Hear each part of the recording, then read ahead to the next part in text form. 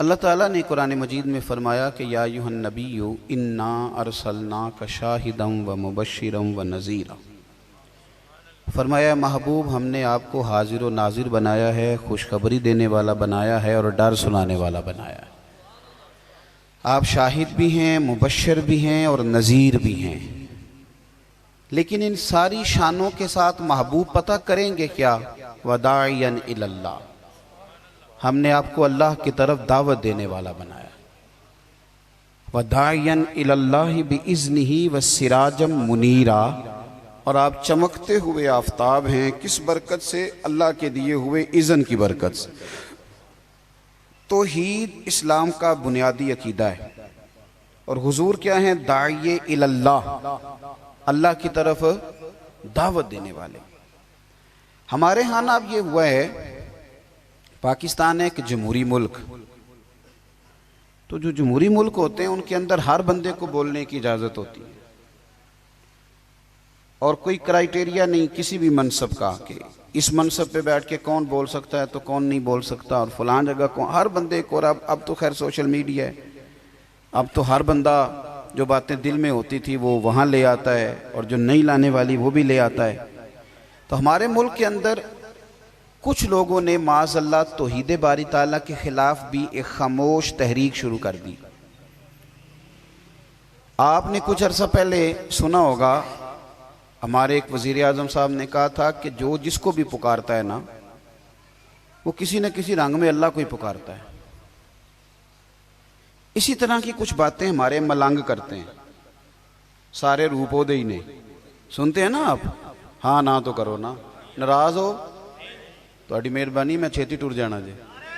آپ غور کریں کیا عرض کر رہے ہیں، اللہ آپ کو خوش رکھے۔ ادھر دیکھیں، ملنگ کرتے ہیں نا اس طرح کی باتیں، سارے روپ اودے ہی نہیں، یہ رنگ معاذ اللہ اس طرح کی بات۔ اسی طرح کچھ ادیب، کچھ شاعر، سارے نہیں کچھ سمجھدار لوگ بھی ڈھیروں ہیں اللہ کے فضل سے، قرآن و سنت کو جاننے والے۔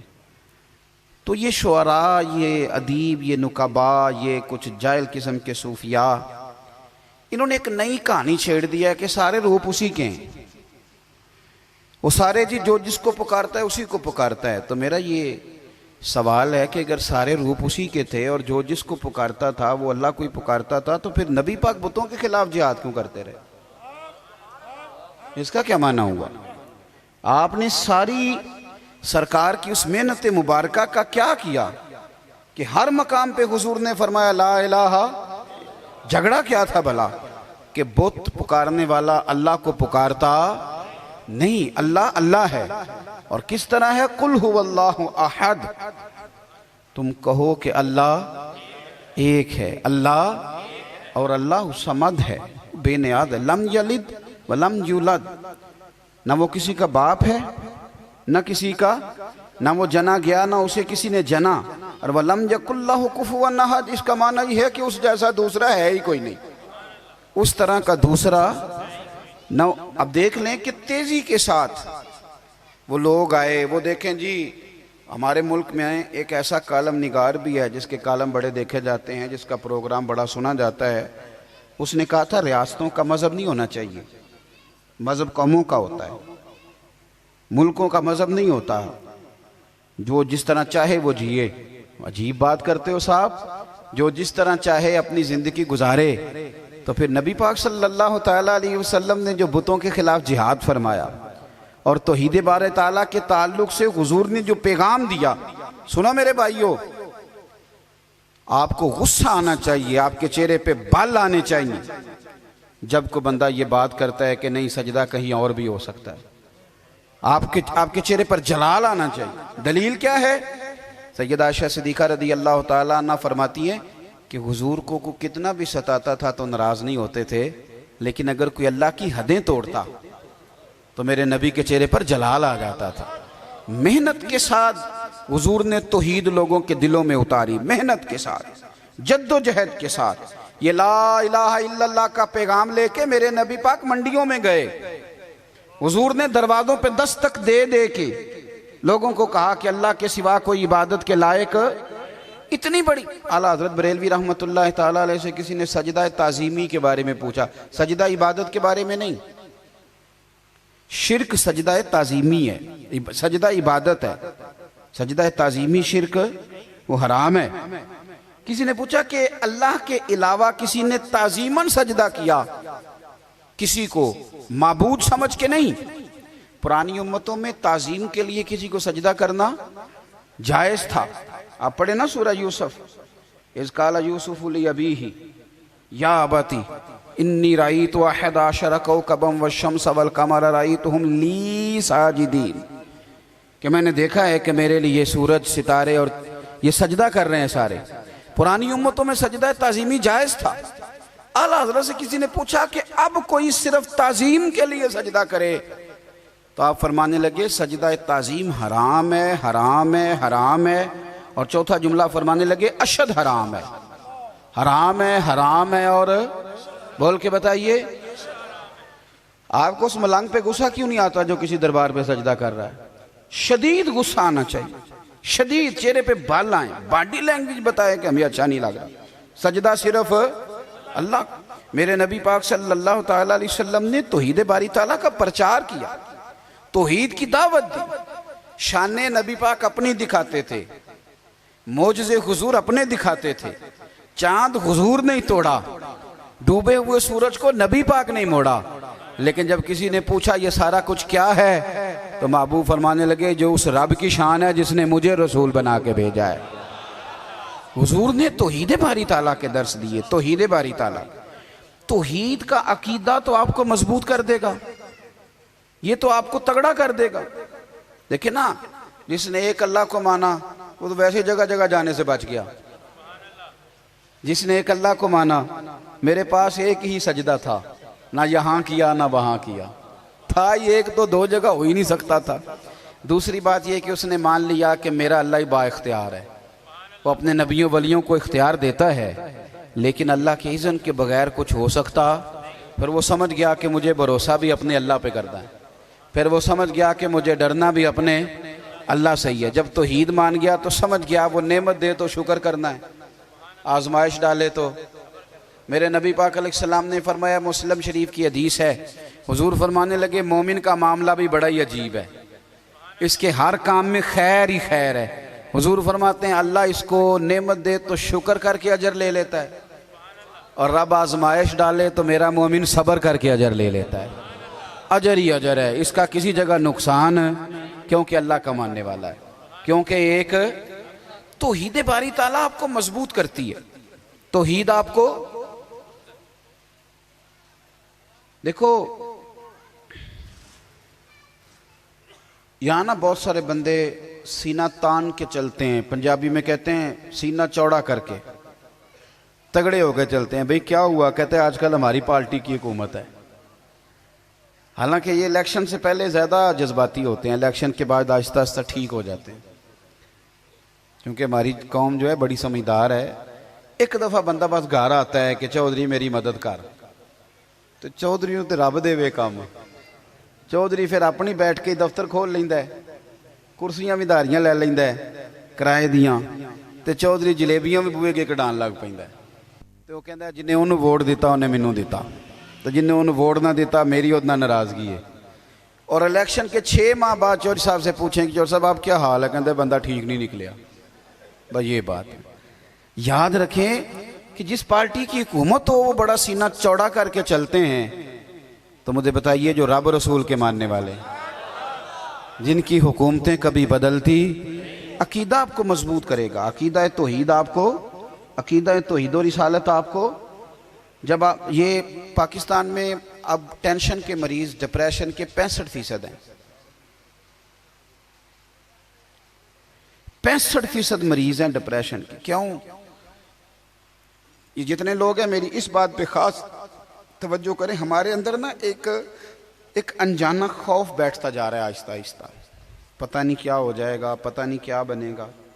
یہ جو کرونا کی وبا آئی، اس کی وجہ سے دنیا میں جو مرض سب سے زیادہ پھیلا ہے وہ ڈپریشن کا ہے۔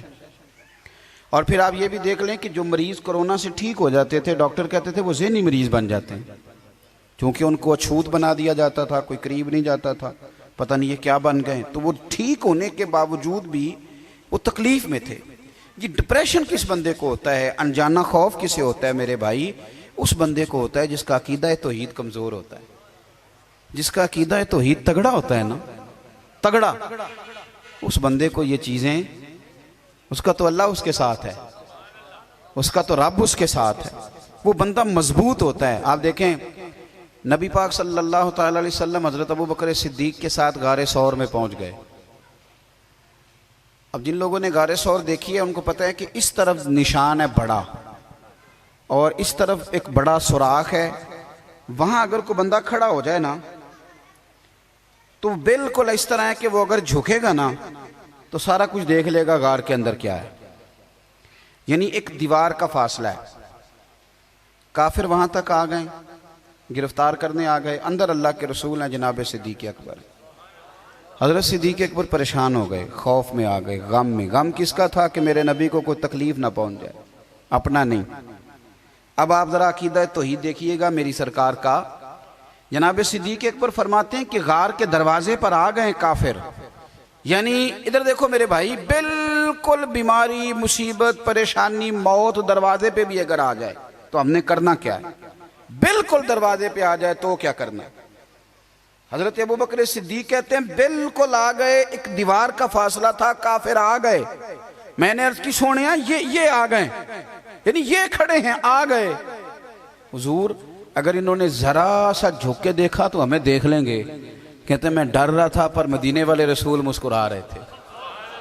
آپ سمجھے میری بات کو، وہ مسکرا رہے تھے اور مسکرا کے فرمانے لگے لا تحزن، غم نہ کر. دلیل دی نبی پاک نے. ابو بکر غم حضور کیوں نہ کروں؟ فرمایا اس لیے نہ کر کہ ان اللہ معنا، ہم کو اکیلے نہیں، ہمارا رب ہمارے ساتھ ہے. جن کے ساتھ رب ہو ان کا دشمن دروازے پہ بھی آئے تو ان کا بگاڑ کچھ نہیں سکتا. جن کے ساتھ رب ہو، اٹھ باندھ کمر کیوں ڈرتا ہے؟ پھر دیکھ خدا کیا کرتا ہے. یہ ہمارے نوجوان بڑے کچے پکے، بڑے کچے پکے، یہ تو سارے ڈھونڈ رہے ہیں، یہ تو منتیں کر رہے ہیں امریکہ والے ماموں کی کہ تو کسی طریقے مہربان ہو جا. یہ تو بھاگ رہے ہیں لندن والی چچی کے پیچھے، ممانی کے پیچھے، خالہ کے پیچھے. یہ تو سیاستدانوں کی بیچارے یہ کہتے ہیں کوئی جیک لگ جائے، کرنا کچھ نہ پڑے، کسی طریقے کوئی بازو. کیوں آپ سارے تلاش کرتے ہیں؟ آپ کے پاس تو رب رسول کا دیا ہوا سہارا ہے، کیوں سارے تلاش کرتے ہیں؟ آپ توجہ کریں. اگر اللہ رسول کا دامن، یہ کوئی ٹھیکہ نہیں ہے کہ صرف وہ، میں ایک مضمون، ایک کالم نگار ہیں، کبھی کبھی ان کا پڑھتا ہوں تو میرا تھوڑا بہت ان سے رابطہ بھی رہتا ہے. ایک دن انہوں نے مضمون لکھا تو مضمون یہاں سے شروع کیا. کہنے لگے کہ ایک چودھری کا بیٹا مر گیا تو ایک غریب کا بچہ اپنی دادی سے پوچھتا ہے کہ اب چودھری کون بنے گا؟ تو اس نے کہا اس کا بیٹا. تو وہ کہنے لگا دادی اگر وہ بھی مر گیا؟ تو اس نے کہا اس کا بیٹا. اگر کہا وہ بھی مر گیا تو اس کا بیٹا. تو دادی کہنے لگی پترا سارا پنڈ بھی مر جائے تو چودھری نہیں بن سکتا. میں ان کالم نگار نے فون کیتا، میں نے کہا یہ تو نے کیا فضول بات لکھی ہے؟ میرے ساتھ چل، میں تجھے بتاتا ہوں غریبوں کے بچے چودھری بنے ہوئے. ہاں چل میرے ساتھ، میں دکھاتا ہوں. اگر امیر کا بچہ ان پڑھ نکلا تو وہ گن لے کے بینک کے دروازے پہ کھڑا ہے، وہ چوکیدار ہے. اور اگر غریب کا بچہ پڑھ گیا تو وہ مینیجر بن کے اندر کرسی پہ بیٹھا ہوا ہے. تو بچوں میں صلاحیت پیدا کر. یہ تو نے کیا بات کر دی کہ چودھری نہیں بن سکتے؟ یہ تجھے کس نے کہا؟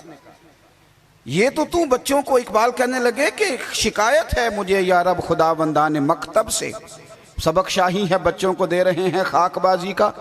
یہ آپ کیا بات کر رہے ہیں؟ انہیں بتاؤ کہ تم سارا کچھ بن سکتے ہو، تمہارے اندر کیا کمزوری؟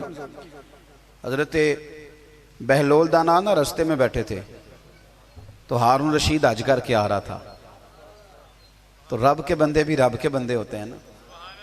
اسی کسی دے کچھ بھی نہیں لگتے تے نہ کوئی ساڈا دردی. آج صبح کچھ دوست مجھ سے ٹائم لینے آ گئے تو قاری صاحب گئے ہیں. میں نے مسجد بھی وہاں رکھی ہوئی ہے جہاں آگے بس پہلیاں ہی پہلیاں ہیں.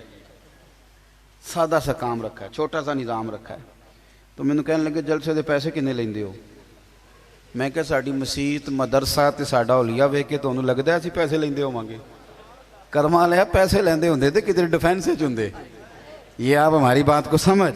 سانو تخت ہزارے دی لوڑ کی ہے، نالے کی لگے شہر ببول دے نال. اور سجنا اسی اپنی بال کے سیکنے ہاتھ نہیں پھیلاتے کسی کے آگے. تو غلط جگہ پہ آیا, اسی اپنی بال کے سیکنے آ, ہم بڑے پکے لوگ ہیں, پکے. مہربانی کریں جی, اللہ آپ کو جزا, تشریف رکھیں. پیسے کے خلاف تقریر کر رہے ہیں, تسی لے کے آ گیا. میری بات پہ توجہ کریں کہ عرض کر رہا ہوں, اللہ آپ کو جزائے خیر دے. غور فرمائیں. دیکھیں نا, میرے لیے بڑا مشکل ہو جائے, میری بڑی تکلیف ہے, میرے یہ ٹانگوں میں زخم ہے, میں چل ہی نہ سکوں, اور اگر بندے نے پیسے طے کیے ہوں تو پھر تو وہ ٹینشن میں رہتا ہے, وہ تو بڑا پریشان رہتا ہے کہ دیہڑی تھوڑی لگی. پھر وہ ڈھونڈتا ہے کہ کوئی دیگر تو بعد بھی مل جانا نا فیصل آباد تو 10 بھی رلدا. لیکن اگر آپ کا ارادہ ہو نا, اور یار سن, تو معمولی آدمی نہیں, تو مدینے والے محبوب کے دین کا نمائندہ بنا ہوا ہے, تو پھر جو چسکا ہے نا وہ بھی بڑا ہی شاندار ہے. پھر وہ خواجہ صاحب کہتے ہیں کوٹ مٹھن سے کہ میں اپنی حیاتی تو قربان تھی ماں, اور ویکھو میری محمد پکیندے گزر گئی. دیکھو میں کتنا خوش بخت ہوں. اور بریلی کے امام فرمانے لگے فرشتے بھی کرتے ہیں تعظیم میری, فدا ہو کہ ان پر یہ عزت ملی ہے. سنیں اور یاد رکھیں, حضرت بہلول دنا بیٹھے تھے تو ہارون رشید گزر رہا تھا گھوڑے پہ, حج کر کے آ رہا تھا, تو بڑے اس کے نعرے لگ رہے تھے. تو بابا کونے میں بیٹھا ہے, بڑے نعرے, پیچھے ہٹ جاؤ, پیچھے ہٹ جاؤ, پیچھے ہٹ جاؤ. اور ہمارے اہل سنت میں تو جس دن آپ نے کہہ دیا نا پیچھے ہٹ جاؤ, یہ دا مطلب ہے ان کسے نہیں ہٹنا. اگر آپ کہنے رستہ دے دو تو اس کا ترجمہ یہ ہے کہ اب کسی نے رستہ نہیں دینا, یہ مزاج ہے. یعنی کوئی بندہ ویسے, ہمارے ہاں ایک پل بنا شہر میں نیا, تو ایک دن وہاں رش بڑا تھا, تو میں نے ایک دوست سے کہا کہ پتہ نہیں تھے بندے کیوں کھڑے ہوئے, تو وہ کہتا ہے ایک ویسے کھلوتا ہونا ہے, تو باقی پھر ٹور کے ہونے پتہ کرو کیوں کھلوتا ہے. یہ مزاج ہے, اس مزاج کو بدلیں, تھوڑی تحقیق بنائیں اپنے ذہن میں. اس طرح سے قومیں کمزور ہو جاتی ہیں. آپ قومی ذہن بنائیں, وقت کو ضائع نہیں کریں. بہرحال وہ بڑے لوگ تھے, بڑا مجمع تھا, لیکن حضرت بہلول دنا کونے میں بیٹھے تھے. ہارون رشید خود چل کے گیا, کہنے لگا بابا کیا دیکھ رہے ہو؟ تو آپ فرمانے لگے دیکھ یہ رہا ہوں کہ تجھ سے پہلے بھی لوگوں نے اپنے بڑے نعرے لگوائے, آج انہیں پوچھتا کوئی نہیں. دیکھیں نا, میرے جیسے لوگوں کو غلطی لگ جاتی ہے کہ ہمارے بڑے اشتہار چھپتے ہیں, ہمارے لیے بڑے لوگ آتے ہیں, لیکن 9 پہیاں دس دیاں قبراں جنہ تے پھل پے, وہ پائیا ادھروں کوئی نہیں جی آمدہ, ادھروں لکھاں گئے. یہ ہمیں غلطی لگ جاتی, غلط فہمی بن جاتی. سنو اور یاد رکھنا, جب کہا نا کہ تیرے جیسے میں نے بڑے دیکھے, بڑے نعرے لگے, پر آج پوچھتا کوئی نہیں, تو ہارون رشید کہنے لگا بابا وقت کا بادشاہ ہے, یہاں MNA کسی سے ذرا تگڑی سلام لے لے تو بندے کہتے ہیں میرے اب سارے کام بن گئے. لیکن توحید اور رسالت والے لوگوں کا مزاج دیکھو کیا ہے. کہنے لگا بہلول دنا سے ہارون رشید کہنے لگا بابا جی کوئی حکم ہوا تو بتائیے گا. تو جناب بہلول دنا ہنسنے لگے, مسکرانے لگے, کہنے لگا جی میں نے کوئی لطیفہ تو نہیں سنایا, عرض کیا کوئی حکم ہو تو بتائیے گا. آپ فرمانے لگے یار تو بندہ ہو کے کس طرح کی باتیں کر, جا اپنا کام کر, جا کے جا, وہ رستہ ہے اپنا رستہ ناپ. کہنے لگا حضور بتائیں تو صحیح. آپ فرمانے لگے سونا ہارون رشید تیرا کیا خیال ہے کہ میرا رب ہارون رشید کو دے گا اور بہلول دنا کو بھول جائے گا؟